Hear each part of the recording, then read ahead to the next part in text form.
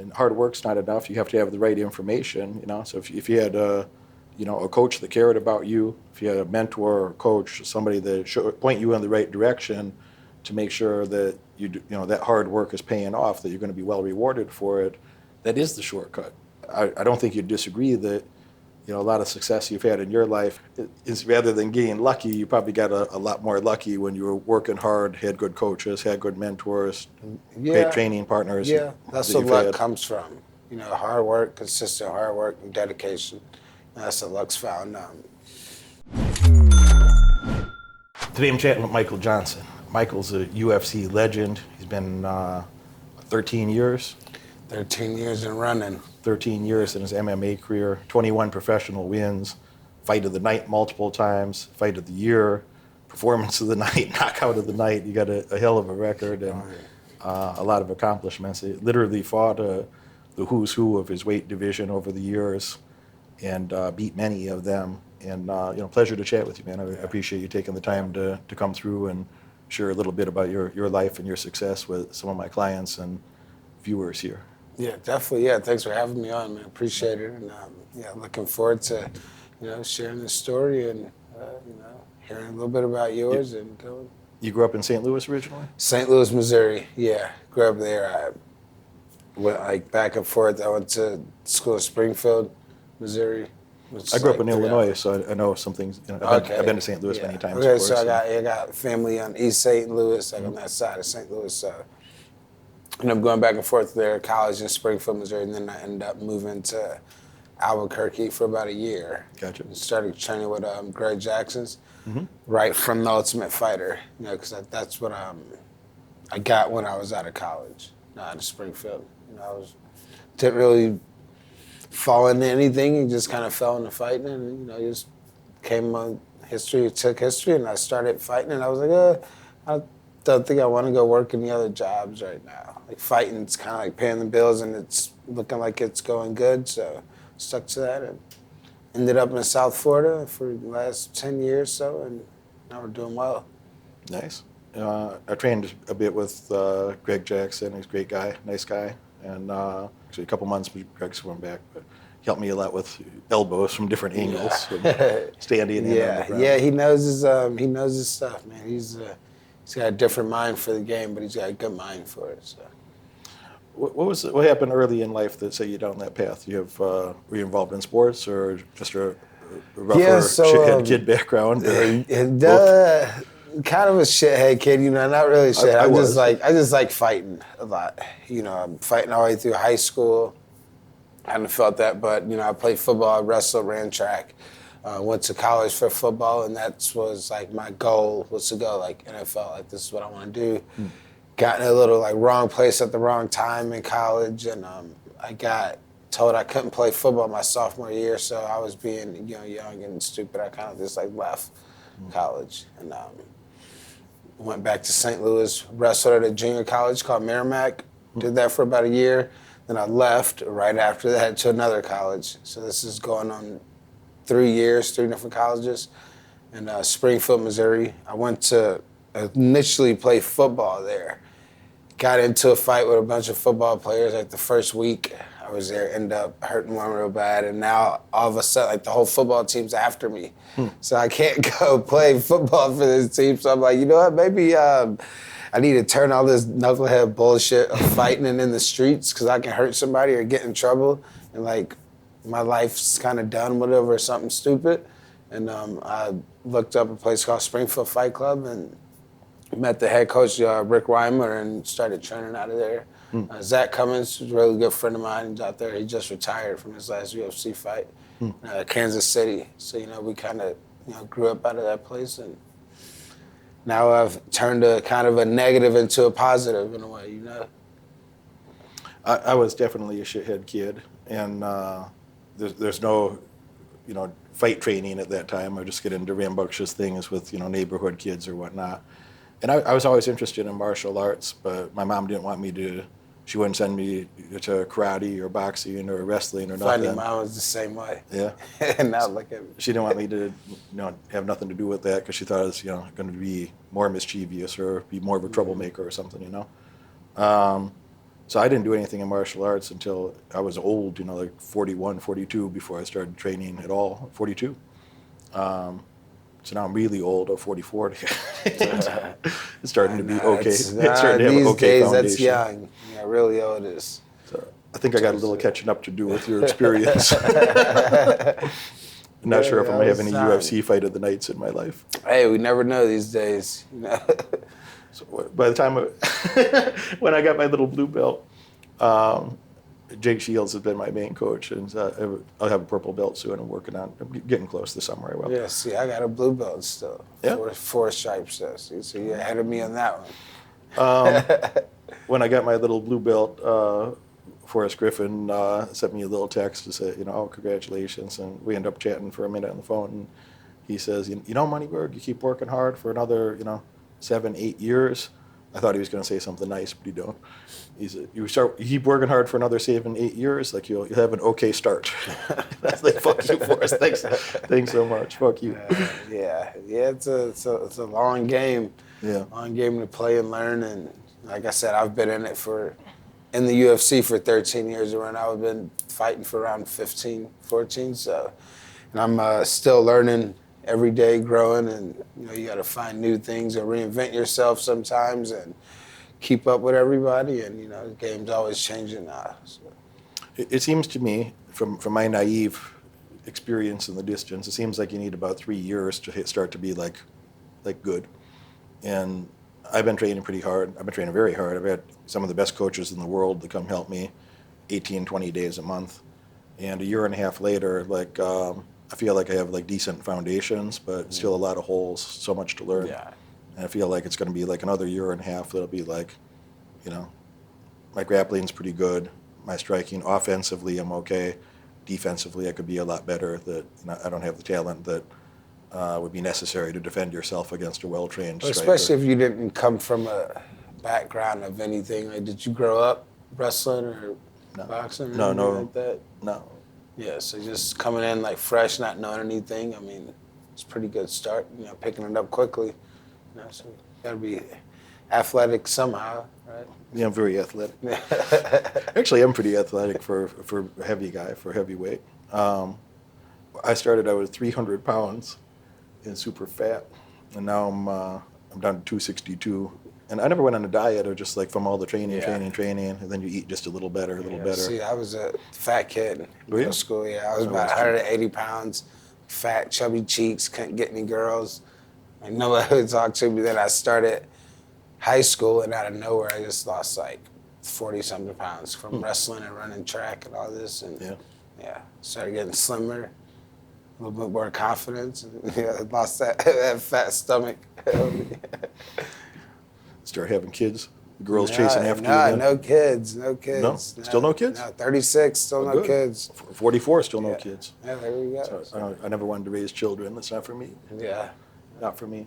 So what's that journey like? So 13 years, you've seen a whole lot of things happen. The whole sport changed so much, and the just the rate of change, the evolution of new things coming in, new disciplines, and you had to learn. I don't want to put words in your mouth, but I imagine you had to learn a lot of foundational things you learned over time, just the constant evolution. Like you say, you're still learning a lot of things. So, how would you share that journey, or your perception of how training was different, or the sport is different, or some of the things that you've seen over such a long period of time? From like you said, I started 13 years ago, so this was when Rashad and John Jones was fighting around these times, and it was kind of around the end of times that Chuck was still around in a way. And then you see these are true fighters, so they're going to go in here and fight and have war, and this is what they know and do. And then it slowly started getting towards more athletes coming into sports and fighting. So then you got these football players and people that play basketball are really good wrestlers that are coming into the sport. So it's getting faster, more dynamic, and then you start getting guys like Izzy who can just move and run it fast. So you always gotta adapt to new things. But just the great Henry Hoof says, just you're great trainer, be with him. He uses keep it simple. And that's one thing that even from training with him, no matter what the simple basics will always be, key. Like that will always top something fancy or extravagant or something new. Or if anybody wants to do the spinning knee and flying kick, like no, like you'd be surprised how good a jab and a cross and a simple leg kick and move back and forth or do, and beat a simple person. So and that's what I've kind of learned in the last years.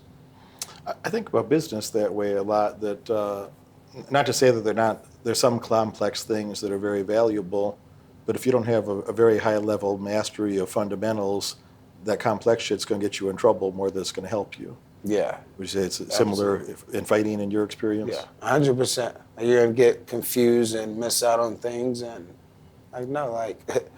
why do a flying Superman punch jab when a simple jab just as effective, better, and it's going to put you in a better position.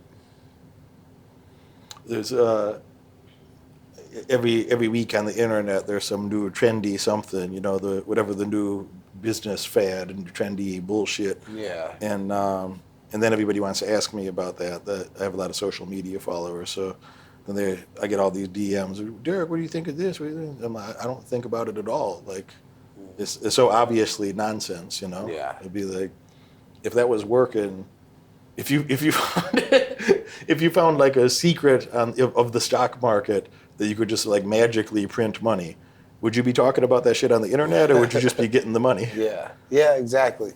They sell, I guess, people on the hope of getting rich quick schemes are still around and alive, and everybody wants to buy in on something to learn or buy in on somebody's system on this and that, and I feel like some of these guys are advantaging off of those and those people that are trying to find and learn something, and maybe they're not doing as much as they say they're doing. They're just trying to give somebody a simple script that they're reading from someone else. Yeah, I think a lot of things are not the way. I also follow some martial arts pages that are, you might want to look at some of the same ones that are kind of like, some so-called master of something where he's like, it'd be like an old fat dude, and like 6 dudes will come up and put their hands on him, and he'll just like spin slowly, and they'll all fall on the ground. Have you seen this type of shit? Those are about fighting. I love those videos. None of that shit would ever work in a fight. None of it. Like, you just go to give a guy a little massage or something like that, and then it's gonna be problems.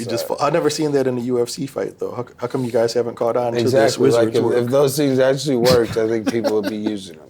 And then they have to be illegal, and so on and so forth, and another world of fighting. I know you got an event coming up. You said May 20th, I think. Yeah. What city? Fighting Diego Ferreira, Las Vegas, the Apex. Las Vegas Apex. His next fight is May 20th. And we just come in the ring and just do some of that magic shit. Just and dude falls down. That would be, and then I'm gonna have to get drug tested a lot and figure out what the fuck's going on, and like how is he doing like a 5-finger death punch on somebody's heart and exploding them and just walking off. I mean, it'd be some new type of martial arts shit. You're like, yeah, I'm ready to fight next week. Yeah, some movie type Put me on the card. So there we go. Yeah. Put me on the card every week. That would guarantee me big money in title fights. I know that right away. I think it's amazing when people watch these type of things on the internet. They want that, the shortcut to something, and you're only cheating yourself, man. Like the shortcut usually is the hard work, and hard work's not enough. You have to have the right information, So if you had a coach that cared about you, if you had a mentor or coach, somebody that should point you in the right direction to make sure that that hard work is paying off, that you're going to be well rewarded for it, that is the shortcut. Because if you're working hard by yourself, like if you're working hard on the wrong thing, you might be making your life a lot worse, Yeah. You're working hard on the wrong things, you're wasting your time and making things worse. If you're working hard on the right things, you're going to have tremendous results over time. But, a person that don't have patience for, putting in making that effort, learning from people who already accomplished what you'd like to accomplish, I haven't seen results happen that way. So I don't think you'd disagree that, a lot of success you've had in your life, is rather than getting lucky, you probably got a lot more lucky when you were working hard, had good coaches, had good mentors, Yeah, training partners. yeah, that's that where you've luck had. comes from. You know, hard work, consistent hard work, and dedication. That's what luck's found. No shortcuts. That's for sure. I mean, the journey is probably like the hardest journey you'll have to go through, and depending on what route you take. Like I said, I've been fighting for 13 years. I'm 36. I feel a lot of people in my position kind of would have hung it up or not really had the fire for it, And I had to refine myself, and I had to refine the love for the sport and being as high as top 5 in the world now to being unranked and kind of on a 4-fight losing streak and almost on the cutting board of the UFC, and then having to turn back around and now, pretty much won my last 3 fights and now on a whole new, rampage and like mindset, and I think that's a lot where it comes from, mindset and kind of strapping in for the long haul if it's going to be that. What do you have to do in your mind? How do you readjust your thought process where a guy that's been successful as you have, then things don't go your way for a bit, and how do you turn that around? Well, to be honest, you go through a huge depression slump. Like, not gonna lie, like I feel like that's important. I heard Mike Tyson bring up like you gotta hit that rock bottom part, and I was saying that when I've been hitting rock bottom, bouncing off of it a few times over and over again because there's only one way to go but up after that.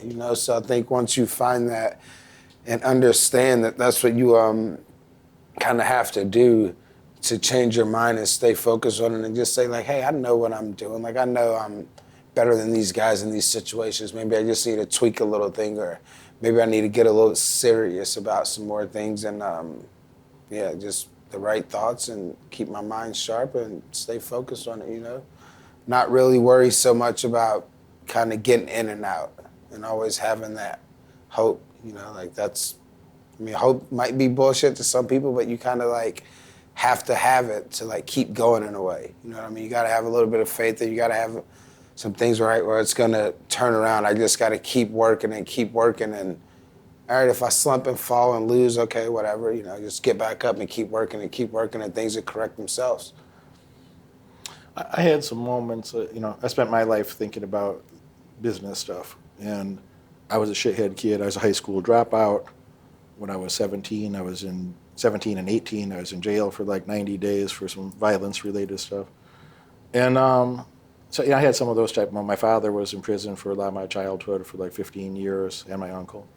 So I had some of those type of things. And like, I remember, I worked really hard. I made my first entrepreneurial money, I was 7.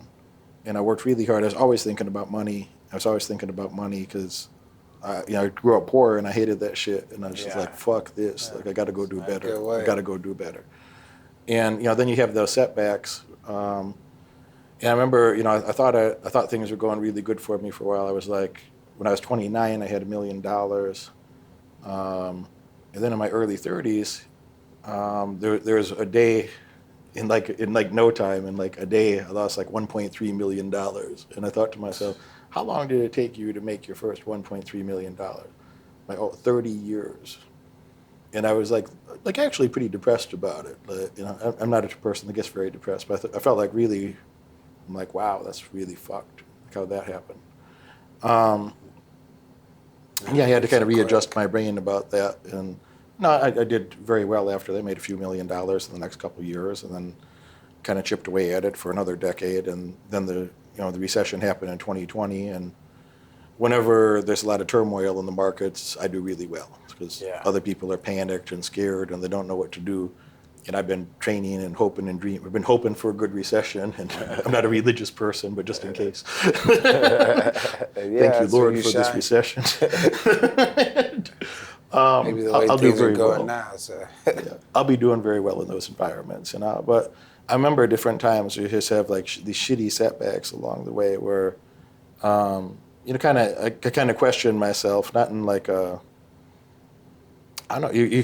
My brain kind of reverted back a couple moments. In my say a decade ago, it was like, what do you know about the stock market? You're just a shithead kid that grew up like that. And then I'd be, well, you did go to, you're working on your third university degree, and you did graduate with highest honors. And again, I had to go to community college to start with, and because I didn't finish high school, so I had to go to community college.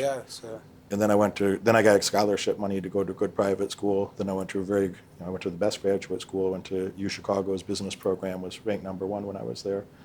But I still had those little moments of doubt once in a while, and then another decade of hard work kind of helped me get rid of that. But it sucks when things really go against you. And I remember having all those thoughts of like, well, if you did this thing different or that thing, you beat yourself up a little bit, and then it's the first thing you go do. Yeah, all day you sit there for days beating yourself up. I could have done this, I should have done that. It was really easy to see that shit afterwards. Like, all right. Then I had to have a little click in my head, like, all right, enough of that shit. Like, what can you learn from this to do better going forward? And then leave the rest of it alone. Right? So take the valuable lessons and go implement. Learn the things you need to learn, get rid of those blind spots or deficiencies, get more skills, go, just accept the hard work of more skills, more work, more experience over time leads to results. And, for those of you that can accept that, you'll have setbacks too. And, if you don't have any setbacks, you're not trying hard enough, and you're leaving a lot of opportunity on the table. Any goal that you could accomplish by yourself is, you need a bigger goal. If you could possibly accomplish your goals by yourself, you need a bigger goal because you're capable of much more, but you're going to have some setbacks too. So it's okay to feel a little depressed. It's okay to feel a lot depressed for a period of time. Yeah, you almost kind of need it. Like I said, it kind of puts you in a different mood set. You know what I mean? It kind of, you work a little bit harder to not feel that depressed mood ever again. So just spark a fire under you a little bit, and I can't get in these down slumps and go a different way. What's the could you describe some of the habits that you were engaging in when things were really going your way and you got really good momentum at different times? What's your training like? What's your lifestyle like? What are the behavioral things that led to some of those outcomes? Yeah, so I've been just like a roller coaster of life. You know what I mean? Like, been on the highs and lows, ups and downs. But when I was good on my winning streak and moving up to top 5 in the world, training was great. The team environment was great. I had a lot of support with the right guys around me. But I was doing a little too much of the I can still kind of drink and go hang out and do this and do that and stay out and live the Miami, Florida life. And, I was still waking up and going up into train and beating guys and going into fights. So the whole time I'm doing this, I'm thinking like I'm getting away with something because I'm winning these fights. So it's okay to do these things. Fast forward a few years later, I start losing fights. Like, how am I losing these fights? What am I doing? Losing these fights wrong. Maybe I should stop this all extra bullshit on the side. You know what I mean? Like, I don't need that. Like, that's not helping me, see my goals. So it takes me a while to get out of the slump, 30s or something. Guys take a little bit longer to mature, I guess, or, see things. Or like you said, I got to hit rock bottom, or you got to get tired of a situation, like so much to where that's going to make you change. Like, okay, I'm sick and tired of being fucking broke. I'm sick and tired of seeing guys that I know I can beat and I know I'm better than go out there and win and make more money than me and, be everywhere out. And or say, for instance, like Dustin, like you said, he's a great guy, great competitor. We've had our fight, I beat him, but now look at him compared to me in our fights, you know what I mean? Like, he's, everywhere, interim champ a few times and this and that. So I use that as my fuel and my motivation to where now, okay, I need to change and change my mindset because I know how good I am. I just need to refocus on things and get better at that. And like you said, you take things slow and, compound the interest day by day, things start adding up. And next thing you know, you've got 4 fights and you won in a row, and next second you're getting these bigger fights down. All of a sudden it's like, oh, well, nobody remembers all the bad shit anymore. You know, so now we're back on top. You know, now we're getting the money we deserve, and you know, and we're back on it. The public has a short memory both ways, huh? Oh yeah. When things are So going quick. great, it's like it's been that way forever. And something don't go good for a minute, then the public gotta talk some shit. Yeah. Like I said, it's like we're in a sport where if, you know, I win or if the fighter wins or if the person wins, we all win.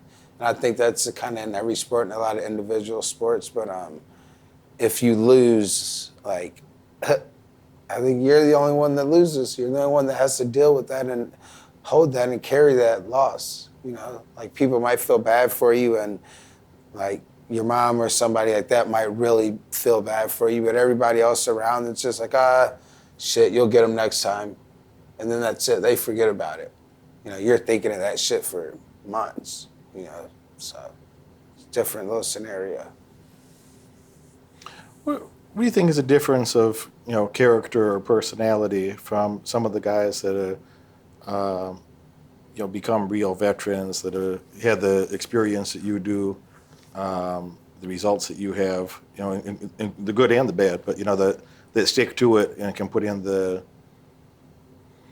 I don't want to call it a grind in a negative way, but, you know, it is a grind to wake up and, you know, do these tough things day after day, month after month, year after year. I think, you know, a lot of people, you have a very long career, and a lot of people, well, most people would never make it at all, and some that do, you see they're there for, you know, a year, 3 years, and then, you know, they're back to the real world, so to speak, or doing some normal people stuff. Yeah. What do you think is the difference between those people that have that longevity and tenacity to stick out a career like that? Perseverance. You know, like I said, you have to really just sit there and be consistent and going through it and accepting those bad times and those rough times, because we all know, like, that's when it gets hard and that's when people quit. You know, like, oh, they trip or they fall or something gets a little tough or they can't make it a few practices, and then they're looking for the easy way out, as opposed to the guy that's building that and keep that. He falls or he has his mishap. He's looking for a way to get better. You know, he's looking for a way to, he's pissed off that he's getting tired, or he's pissed off that he lost, or he's pissed off that he shot the takedown wrong. So now that him being pissed off is going to motivate him to get better, as opposed to the guy that's upset or, you know, I didn't get that takedown, or I lost that fight, like that kind of action. Or as opposed to, fuck, like I need to get back in there, and what did I do this wrong in here? And I need to, you know, shoot this way, or I need to move this way to solidify this takedown. And he goes and he trains it, you know, 100 times after practice, you know, or 2 minutes after practice or whatever. And then he shows up the next day, and now all of a sudden he's hitting that move or he's hitting that takedown. He's not giving up and looking for a way out. And I think that's what makes the person that person. You know, like, hell, like, it gets tough and hard, so what? You know, I want that. I accept that. You know, like, I can't wait for it to get hard. You know, because that's when, you know, the real me comes out, or the real person comes out. Do you think about that as like a competitive advantage? I think about, you know, things that I want to learn.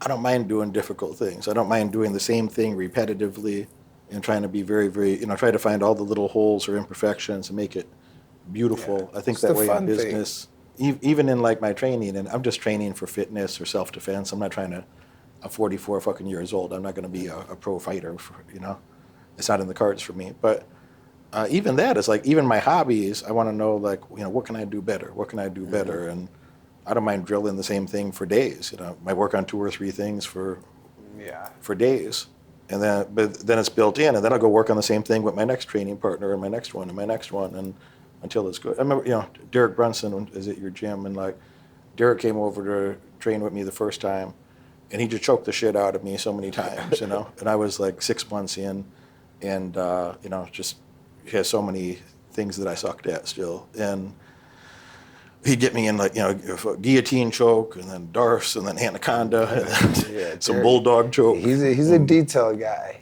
He's really good at his details. And what you said, it kind of pissed me off. Not that I was upset with him. I was like, man, like I got to learn this shit because like this sucks. Yeah. And he's getting me like 6 times in the same. It's like same I'm gonna thing. keep training. I'm gonna keep doing this, but that's pissing me off that I keep getting caught, as opposed to turning my back and saying I'm done with this. He keeps choking me.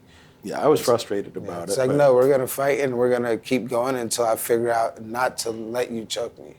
I asked him if he'd come over like 3 months later. He said yes. And I spent that 3 months just getting choked by everybody and fighting and working on those choke defenses. Yeah. You know, he came back a few months later and, you know, he couldn't do that anymore. And he was a little frustrated. And in that one little moment, you know his personality. That I love Derek.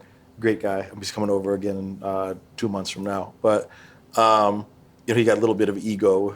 I think you'd understand that if you know him well. He got a little bit of ego that... So I seen him get just a little like, just a little flustered that he's like, I was getting this guy left and right. now he's having a really tough time with it. Yeah, definitely. He'll get me some new ways because he's so fucking talented, of course. But I felt kind of proud of that. I'm like, oh, this is why my neck's been sore the last 12 weeks. I've been getting choked by everybody for the last 3 months. But it's paying off now, you know? Yeah. So I don't mind doing those tough things because I think like that's just, it gives you, most people won't do it, man. Most people won't do it. So if you're willing to do difficult things, it gives you real advantages in life. That most people are so concerned about like their short-term comfort or immediate gratification type nonsense that I just don't see a lot of people lining up to do difficult things. So I kind of gravitate towards that because I'm like, well, if I can tolerate, you know, discomfort that most people wouldn't, I'll also have skills that most people don't have. Yeah. Putting yourself in those tough situations, or, you know, some of them voluntarily, some of them, you know, you're just getting into them, but, you know, you in a tough situation and you're training to get out of that situation over and over again. If that situation happens, then it's not so tough anymore to you. It's like, I'm familiar with this situation, you know, I'm used to this. This is easy for me now. You know, I've been going through it for so long. Mm-hmm. Mm-hmm. What are some things that helped you over time, or, you know, maybe experiences, younger MJ versus current MJ, of like you're getting ready for a big fight, you got to go walk out in the stadium in front of, you know, on pay-per-view stadium, etc. What parts of that? Was there times that you're nervous to do that, or nervous about the audience or television or the fight, or how did your brain work on those things over the years? Yeah, it's nerves. Obviously, you know, you get a little scared if somebody tells you no, they're lying. You know, I really think that. And like for my nerves, I get, say, for instance, like the fight gets booked, signing my contract. That's when some nerves start kicking in. You know what I mean? Like the butterflies and like you start thinking about the fight. Like you start thinking about, what can go wrong or this or that, or start things. So your nerves really get to you, and then you start training. You know, you're having a great camp. You completely forget about the fight, you know, and then you're in the locker room, starting to warm up, starting to lay down, really starting to think about the fight coming. And one thing I do for me, I go in the locker room and I bring my pillow from the hotel and I go sit in a corner and I go to sleep. You know, I try to sleep as long as I can, then wake up and warm up, and then I walk out to the arena and go do my thing. You know, I'm sitting in the arena right before my music starts. Then I'm start getting a few more nerves starting to kick in, like butterflies are starting to kick in. And I don't try to like forget about them. I don't try to ignore them or anything like that. You know, I accept them. That's part of it. You know, I'm supposed to have this. This is making me feel alive, I guess. You know, I'm about to go into an intense situation. My adrenaline's kicking. This is literally like me fighting for my life. So yeah, so I want these feelings. You know, like I don't want to go in here and not feel them and just be dull to the situation, because I think you can make mistakes. Me having my butterflies and maybe not being scared is not the reason. It's being aware of everything. That's gonna make my senses higher. That's gonna make me think better and think quicker and be, you know, better on my feet. And everything's gonna be sharp now because I got this worry in myself, you know. So, yeah, that's what I do, man. I accept them and I just go out there and I perform. You know, they'll find their way out eventually. You know, I'll get hit and the nerves will go out, or I'll hit him and the nerves will slowly go out, and then we're, you know, fighting and 15, 25 minutes or whatever, and back on to the next one.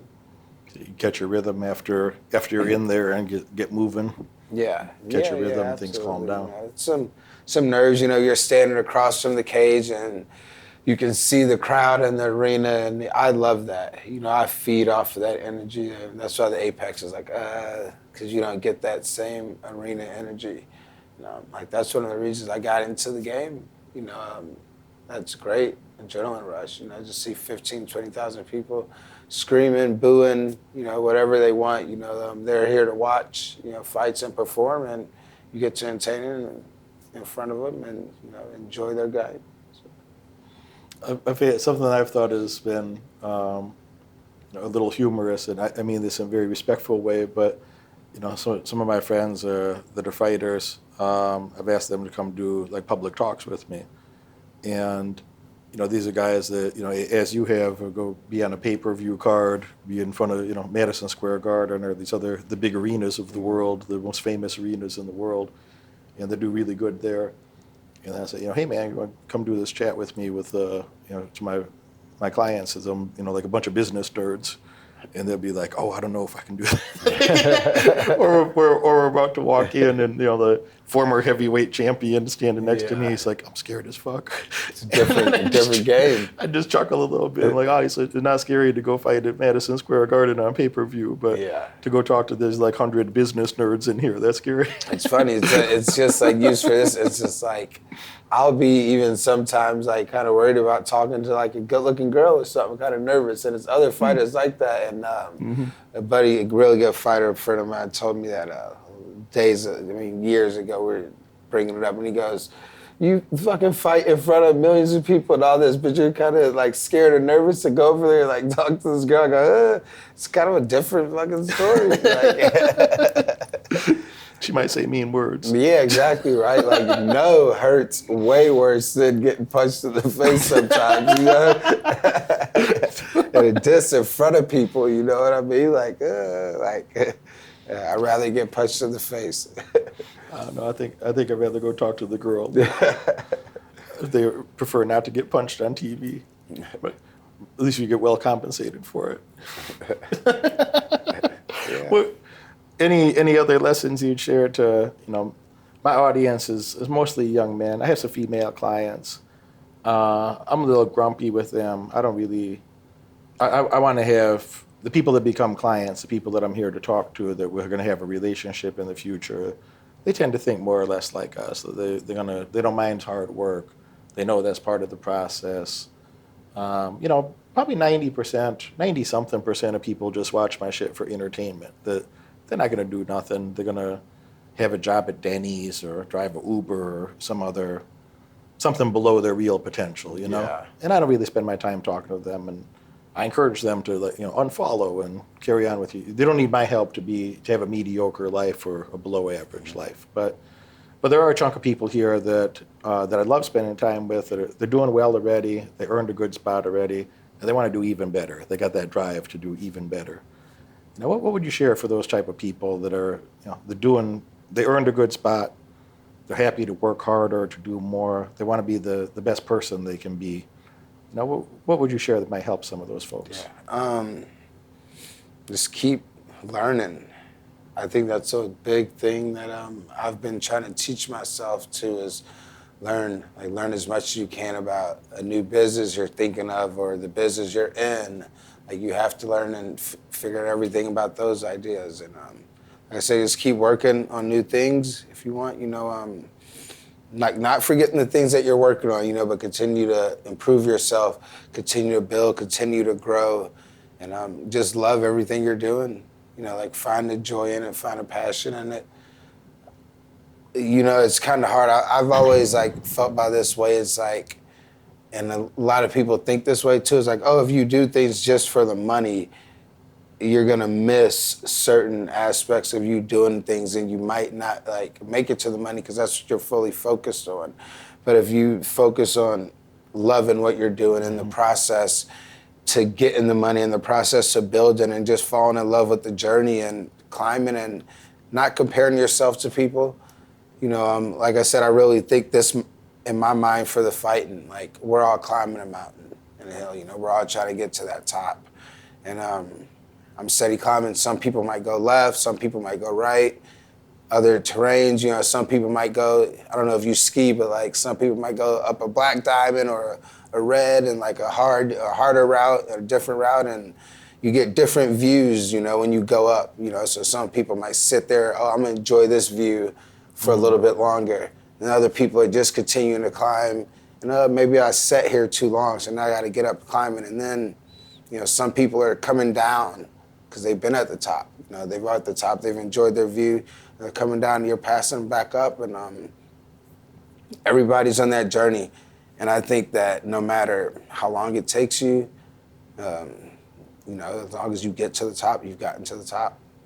You know, like you're on that journey. Like some people are on the hill, like not making it. You know, they're just sitting there like frozen to death on a mountain or something, or dead, you know, because they didn't make it. So you're passing these dead people that have died on this journey to make it, and you're passing people that are just enjoying the view that they're okay and content with. Like, oh, I don't need to make it to the top.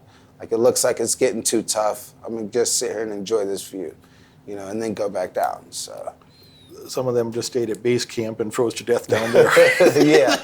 Some of them didn't even start the journey. They didn't even get up there yet. So, you know, that's how I've been looking at my life. That's how I've been looking at the fight game, because I've been in it for 13 years and I've been at the top and been, you know, sucked down to the bottom and climbing back up to the top. And, you know, I have to do things that other people don't need to do, you know. I have to fight more fights. I have to win everything. I can't afford like a little mishap now. Mm-hmm. So I got to be fully focused, and, you know, that's my journey. I'm okay with it.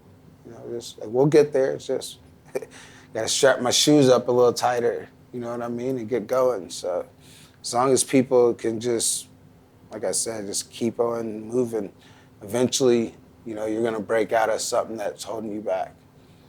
You might think of it differently, but when, you know, I look at somebody like you, or Andrei Arlovsky is a friend of mine that, you know, we had dinner last night, but he's, you know, former champion, and, you know, he had some of those same ups and downs in his career. They had great winning streaks, had some times that went against him, create a new winning streak, etc. Best heavyweight, first best heavyweight. Yeah. And I'd look at a guy like him or a guy like you and, like, you know, you got nothing to prove to nobody. That maybe there's some things you want to prove to yourself yet. Maybe there's some things in your own head, but like, what the hell you got to prove to nobody else? Yeah. Who else would come from your circumstances and live your life and do much better, you know? Yeah. So. Yeah, I fight with myself more than anything. I believe that. You know what I mean? It's I have that same affliction. Yeah, it's like, I don't worry about what you think. I don't worry about what you think, what you think. I'm like, I just fight for myself more, you know, like, I want more. It's like, you can think, oh, you don't need the world title, or it's okay, like, you've done great, you've had a great career. Had an okay career. I want more. You know, I want to be better. I want that world title. You know, like, I'm not satisfied with it, so I'm gonna keep doing what I need to do. So. You mentioned money a little bit ago, and I mean, some people think they get just using your mountain analogy, they get a couple dollars and they're, you know, having a drink on base camp, and they never make it up that mountain. They never make the effort, and they're just willing to be content, I guess. And like, I don't think they're happy, but I think a lot of people are just willing to be content, that they don't want to make those extra efforts. And it's so sad. Like, you know, time goes by so quick, and the older I get, it seems like it goes by faster and faster, you know? Oh, yeah. It's already May. It's already May. Like, this year is already going by fast. Yeah, it was just New Year's, and here we are. And money just means your freedom. Money is your freedom to do the things you want to do with your time. I think your time is your most valuable asset. And not everybody wants to have, you know, huge sums of money. That's okay. Some people got a lot more money than I do. They tend to be a lot older than me, but that's cool. But man, if you don't have enough to live your life the way you want to, you got more work to do. And you know, if you accelerate that work, if you accept some of the principles that he and I have been speaking about, like front and loading the work, more work up front, train harder earlier, and, you know, don't be distracted going to the nightclub or doing, you know, anything else that would distract you from your goals. If you focused on your goals for a period of time, which is probably a few years. It's probably not a few months, folks. It's a number of years. If you focused on your goals for a period of time, you might have a lot more wealth. And again, that just means freedom. You know, anybody that don't want more freedom is a fucking weirdo. Something's wrong with that person. Like you don't. Yeah. You'd rather have lower quality options than higher quality options. You'd rather have fewer options instead of more options. Like, no, they make the effort wherever you want to be in life. If you're listening to this, you're not there yet, but you're probably trying hard. And for the few of you that already have a good work ethic, you're already serious about results in other areas of your life, you could get good at business too. You could get good at fighting if that's what your mission is. But whatever your goal is, take it seriously. And you know, you don't get a redo on these things. Like you get to live your life one time, and the more hard work you put in up front, you're going to have those differentiated skill sets and competitive advantage that you're going to be able to outperform your competition. And there's no excuse there's so much information, there's so much opportunity. There's no excuse to not live, you know, a high quality life, especially if it's just out of laziness. I didn't come from a great place. I don't think you came from a super privileged place either. And it's a lifestyle choice to go do better. It's a lifestyle choice how far you want to get up that mountain. And I suggest putting in a lot of work early and getting a good head start. Sooner is better than later. But any final thoughts you'd share about, you know, success, winning, happiness in life, anything of the sort? No, just a little bit. Like I said, just my big thing is continue to work, like regardless of how hard it gets, regardless of how good it gets. You know, that's where a lot of people fail. It gets good, it gets great, and they stop working. Oh, okay, I got this. I'm content. I'm making money. And then next thing you know, you look up, the money's gone, and you've almost forgotten how to work. You've forgotten how to get back to, you know, what gave you that. So, yeah, continue to drive forward. You know, take a break, but don't take long breaks. You know, like I said, it gets tough, but everything's a journey. You know, like I said, like we talked about, nothing's a short run. You know, strap in, you're in for the long haul. If it gets bad, you know, it'll turn around at some point. Just keep going. Hey, man, thanks a lot for spending the time. I appreciate you. I respect you. And I'm grateful you took a little time to share some of your story and life experiences and personality with me and some of my followers here. If you're serious about better outcomes, you know, if you find a link on this page somewhere, only if you're serious. Success is not for everybody. It may or may not be for you. But if you're doing well already, you want to do even better, let me help you. Click that link. Ask for an interview with my team. If you're a good fit, I'm happy to help you get farther up that mountain, accomplish more of your financial goals, and have more freedom in what's left of your life. I'll see the best of you soon. Some people are confused. They say, Derek, what is the 10 Commandments of Wealth? Not the 10 maybes of wealth. It's the 10 core things that you're going to need to know about in detail if you'd like to accumulate significant wealth in your lifetime. Click this link up here to find more information exactly what is the 10 Commandments of Wealth, how is the program structured, what's inside of it, how are you going to benefit from it. If you're doing well already and you'd like to do better, click that link and find out more. There's over 100 hours of content in this program. I've interviewed dozens of world champions that shared what it took for them to win, to be the top Hall of Fame athletes in their respective areas. And I brought a lot of other superstars in there from business, from legal, people that are real world entrepreneurs that made serious money, as I have myself. We all share with you what are the foundations you're going to need to know if you want to be successful yourself. Be a chooser, not a loser. Click that link, find out more. I'll see you inside.